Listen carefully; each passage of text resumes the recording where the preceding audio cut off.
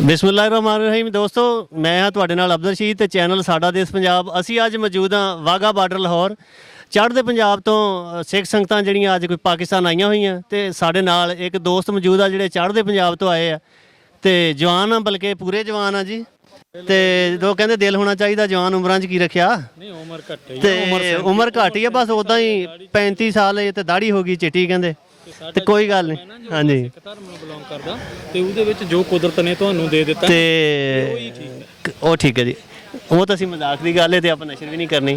ਦੋਸਤੋ ਕਰਦੇ ਉਹਦੇ ਨਾਲ ਉਹਨਾਂ ਨਾਲ ਗੱਲਬਾਤ। अस्सलाम वालेकुम, सत श्री अकाल जी। ਸਤਿ ਸ੍ਰੀ ਅਕਾਲ ਜੀ। सरदार जी की हाल चाल? ਬਹੁਤ ਵਧੀਆ ਜੀ। ਤੇ ਪਹਿਲਾਂ ਤਾਂ ਇਹ ਦੱਸੋ ਵੀ ਪਹਿਲੀ ਵਾਰੀ ਆਏ ਪਾਕਿਸਤਾਨ ਜਾਂ ਕਿ ਅੱਗੇ ਵੀ ਮੈਂ ਨਾ ਜੀ ਦੇਖੋ ਮੋਬਾਈਲ ਰਸਤਾ ਤਾਂ ਬਹੁਤ ਵਾਰੀ ਆਇਆ, ਹਾਂਜੀ ਪਰ ਮੈਂ ਪਹਿਲੀ ਵਾਰੀ ਆਇਆ। ਮੇਰਾ ਸੁਪਨਾ ਤਾਂ ਮੈਨੂੰ ਤਕਰੀਬਨ 10 ਸਾਲ ਹੋ ਗਏ ਅਰਦਾਸ ਕਰਦੇ ਨੂੰ ਵੀ ਪ੍ਰਮਾਤਮਾ ਮੈਨੂੰ ਉਸ ਧਰਤੀ ਦੇ ਦਰਸ਼ਨ ਕਰਾ ਜਿੱਥੇ ਗੁਰੂ ਨਾਨਕ ਪਾਤਸ਼ਾਹ ਨੇ ਜਨਮ ਲਿਆ, ਜਿੱਥੋਂ ਸਾਡਾ ਇਹ ਸਰੂਪ ਲੱਗਿਆ, ਜਿੱਥੇ ਸਾਡੀ ਜੜ ਲੱਗੀ। ਮੈਂ ਉਹ ਧਰਤੀ ਨੂੰ ਦੇਖਣਾ ਚਾਹੁੰਦਾ। ਮੇਰੀ ਮਰਨ ਤੋਂ ਪਹਿਲਾਂ ਆਖਰੀ ਖੁਆਇਸ਼ ਸੀ ਨਾ ਮੈਂ ਕੈਨੇਡਾ ਅਮਰੀਕਾ ਕਿਤੇ ਨਹੀਂ ਜਾਣਾ ਚਾਹੁੰਦਾ ਤਾਂ ਮੈਂ ਗੁਰੂ ਨਾਨਕ ਪਾਤਸ਼ਾਹ ਦੀ ਧਰਤੀ ਪਾਕਿਸਤਾਨ ਦੇਖਣਾ ਚਾਹੁੰਦਾ ਤਾਂ।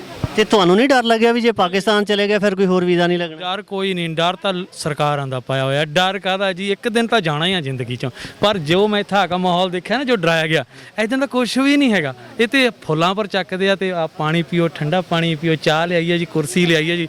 ਨਹੀਂ ਬਹੁਤ ਵਧੀਆ। ਜਿਹੜੇ ਕਦੇ ਘਰੋਂ ਨਹੀਂ ਨਿਕਲੇ ਉਧਰ ਬੈਠੇ ਗੱਲਾਂ ਕਰੀ ਜਾਂਦੇ, ਫਿਰ ਉਹਨਾਂ ਨੂੰ ਕੋਈ ਤਗੜਾ ਜਿਹਾ ਮੈਸੇਜ ਦੇ ਦਿਓ। ਉਹਨਾਂ ਨੂੰ ਮੇਰਾ ਮੈਸੇਜ ਇਹ ਹੈ ਵੀ ਅਫਵਾਹਾਂ ਵਿੱਚ ਨਾ ਆਇਆ ਕਰੋ, ਵੀ ਪਾਕਿਸਤਾਨ ਬਹੁਤ ਵਧੀਆ, ਇੰਨੀ ਵਧੀਆ ਸਾਡੀ ਰਿਸਪੈਕਟ ਕੀਤੀ, ਇੱਕ ਇੰਨੀ ਮਿੱਠੀ ਬੋਲੀ, ਇੰਨੇ ਸੋਹਣੇ ਬੰਦੇ ਆ। ਮੈਂ ਜਿੰਨਿਆਂ ਨੂੰ ਵੀ ਮਿਲਿਆ ਮੈਂ ਇਹੀ ਦੇਖਦਾ, ਪਰ ਕਿਸੇ ਦੇ ਮੂੰਹ ਪਰ ਗੁੱਸਾ ਨਹੀਂ, ਕੋਈ ਕੁਛ ਨਹੀਂ ਹੈਗਾ। ਬਹੁਤ ਵਧੀਆ ਲੋਕ ਹੈ।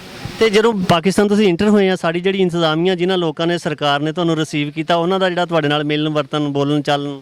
ਜਦੋਂ ਨਾ ਅਸੀਂ ਬਾਗਾ ਬਾਰਡਰ ਅੰਦਰ ਆਪਣਾ ਉਧਰ ਛੱਡ ਕੇ ਆਏ ਨਾ, ਹਾਂਜੀ ਤੇ ਇੱਕ ਦੇਸ਼ ਤੇ ਜਦੋਂ ਦੂਏ ਦੇਸ਼ ਨੂੰ ਜਾਂਦੇ, ਜਿਹੜੀ ਸਰਕਾਰਾਂ ਨੇ ਇੱਕ ਵਹਿਮ ਪਾਲਿਆ, ਲੋਕਾਂ ਨੇ ਵਹਿਮ ਪਾਲਿਆ ਪਤਾ ਨਹੀਂ ਕਿੱਦਾਂ ਦਾ ਪਾਕਿਸਤਾਨ ਕਿੱਦਾਂ ਦਾ, ਪਰ ਉਹ ਤੇ ਬਹੁਤ ਹੀ ਜ਼ਿਆਦਾ ਸੋਹਣਾ। ਜਦੋਂ ਅਸੀਂ ਗਏ ਤੇ ਸਾਡੇ ਸਾਰਿਆਂ ਦੇ ਗਲਾਂ ਦੇ ਵਿੱਚ ਹਾਰ ਪਾਏ, ਫੁੱਲਾਂ ਦੀ ਵਰਖਾ ਕੀਤੀ, ਹਰ ਕਿਸੇ ਨੇ ਸਾਡਾ ਐਦਾਂ ਸਵਾਗਤ ਕੀਤਾ ਵੀ ਮੈਂ ਜ਼ਿੰਦਗੀ 'ਚ ਪਹਿਲੀ ਵਾਰੀ ਕਿਸੇ ਨੇ ਐਦਾਂ ਮੈਂ ਦੇਖਿਆ ਰਿਸਪੈਕਟ ਕਰਦੇ ਨੇ, ਮੈਂ ਕਦੇ ਨਹੀਂ ਭੁੱਲ ਸਕਦਾ। ਕਿਸੇ ਸਾਡੇ ਇਥੋਂ ਦੇ ਕਿਸੇ ਬੰਦੇ ਨੇ ਤੁਹਾਡੇ ਨਾਲ ਕੋਈ ਔਖਾ ਤਾਂ ਨਹੀਂ ਬੋਲਿਆ?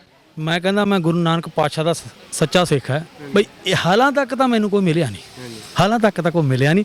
ਅੱਗੇ ਤਾਂ ਮੈਂ ਤੁਹਾਨੂੰ ਵਾਕਿਆ ਫਿਰ ਸਾਰਾ ਆ ਕੇ ਦੱਸੂਗਾ ਇਨਸ਼ਾਅੱਲਾ। ਅੱਗੋਂ ਮਿਲੇਗਾ ਵੀ ਕੋਈ ਨਹੀਂ, ਇੱਥੇ ਸਿਰਫ ਪਿਆਰ ਹੀ ਪਿਆਰ ਆ, ਪਿਆਰ ਤੋਂ ਇਲਾਵਾ ਇੱਥੇ ਕੁਝ ਨਹੀਂ ਜੀ। ਬਿਲਕੁਲ ਜੀ, ਬਿਲਕੁਲ ਜੀ। ਮੈਂ ਕਹਿੰਦਾ ਜੀ ਇੱਥੇ ਦੇ ਸਾਰੇ ਪ੍ਰਬੰਧ ਪੁਲਿਸ ਦਾ, ਤੇ ਚਾਹੇ ਇੱਥੇ ਮੀਡੀਆ ਦਾ, ਚਾਹੇ ਇੱਥੇ ਜਿਹੜੇ ਵੀਰ ਇੱਥੇ ਲੰਗਰ ਪਾਣੀ ਦਾ ਕਰਦੇ, ਔਰ ਲੰਗਰ ਇੰਨਾ ਟੇਸਟੀ, ਤਾਂ ਲੰਗਰ ਗੁਰੂ ਘਰ ਦਾ ਹਰੇਕ ਦਾ ਟੇਸਟੀ ਹੁੰਦਾ, ਤਾਂ ਬਹੁਤ ਪਿਆਰ ਨਾਲ ਸਾਨੂੰ ਲੰਗਰ ਛਕਾਇਆ। ਬਹੁਤ ਵਧੀਆ ਪ੍ਰਬੰਧ ਤੇ ਜੀ। ਤੇ ਲੰਗਰ ਦੇ ਇੰਤਜ਼ਾਮਾਤ ਕਿਹੋ ਜਿਹੇ ਇੱਥੇ? ਮੈਂ ਕਹਿੰਦਾ ਜੀ ਲੰਗਰ ਦੇ ਬਹੁਤ ਇੰਤਜ਼ਾਮ ਵਧੀਆ ਤੇ ਬਹੁਤ ਸੋਹਣਾ ਰਾਸ਼ਨ ਬਣਾਇਆ ਵਾ, ਬਹੁਤ ਵਧੀਆ ਵਰਤਾਣੇ ਵਾਲੇ। ਔਰ ਉਹਨੇ ਸਾਨੂੰ ਨਾ ਮੇਨ ਗੱਲ ਦੱਸਾਂ, ਥਾਲੀ ਨਹੀਂ ਚੱਕਣ ਦਿੱਤੀ, ਕਹਿੰਦੇ ਨਹੀਂ ਜੀ ਤੁਸੀਂ ਸਾਡੇ ਮਹਿਮਾਨ ਹੈ ਤੇ ਇਹ ਅਸੀਂ ਹੀ ਚੱਕਾਂਗੇ ਜੀ।